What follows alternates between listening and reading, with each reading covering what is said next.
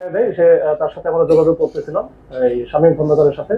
তো ওনার নাম্বার নিয়ে পরে আমরা যোগাযোগ করলাম যে কোন নাম্বার থেকে কথা বলতেছেন। ওই নাম্বারটা আমরা নিয়ে আমরা ওই নাম্বারটা ট্র্যাকিং এর লাগাইতে দিয়ে আমরা টিমটা রেডি করে পাঠাই দিই ওই এলাকায় যেটা যেখানে দেখা যাচ্ছে আর কি।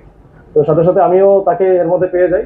পাওয়ার পরে আমরা একসাথে যাই, এর মধ্যে কথা হচ্ছিল, বারে বারে ফোন দিচ্ছিল। এরপরে 30,000 টাকা, শেষ পর্যন্ত 10,000 টাকায় নেমে আসছিল আর কি, ওই যে মুক্তিপণের টাকা।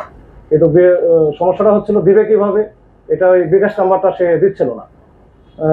বলছে দিব দিব বলে কিন্তু দিচ্ছিল না। তো পরে আমরা যখন ওই এলাকায় আমাদের টিম যখন ঘুরতেছিল ওই যে কাছাকাছি এলাকায়, তো তারা ছিল মূলত চামিলি বাগের ওখানে মানে একটা ওই আন্ডার কনস্ট্রাকশন একটা বিল্ডিং, 10 তলার মতো বিল্ডিং ছিল।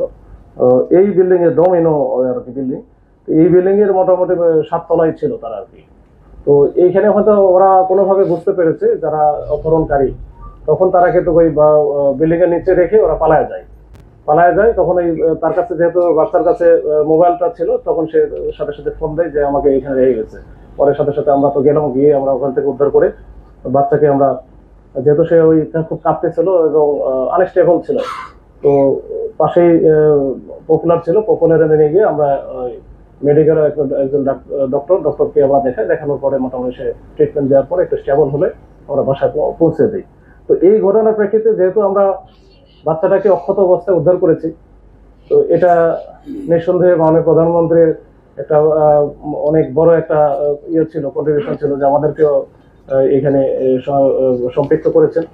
আমরাও দ্রুত এটা রেসপন্স করতে পেরেছি এবং দ্রুত বাচ্চাটাকে একেবারে অক্ষত অবস্থায় উদ্ধার করা গেছে। সিসি ক্যামেরা আশেপাশে যেগুলো ছিল ওই বিল্ডিং এর পাশে আশেপাশে, এই সিসি ক্যামেরাগুলো দেখে আমরা কিছু শনাক্ত করেছি আর কি। শনাক্ত করে এবং কিছু আমরা যে তথ্য প্রযুক্তি ব্যবহার করে আমরা মোটামুটি 4-5 জনকে শনাক্ত করি। এর মধ্যে গতকাল রাত্রে কিন্তু আমরা দেখেন যে আমরা 4 জনকে ধরেছি। এই 4 জনের মধ্যে একজন এই যে তানভীর আহমেদ ওরফে ফাইন, ইরফাত ইয়ামিন লিখন 23 বছর, হাসান আল বান্না ওরফে হাসান, ওর বয়স 20, আর মুস্তাকির রহমান ওরফে কুঞ্জ, ওর বয়স 21। মানে 20 থেকে 22-23 এর মধ্যেই এদের বয়স।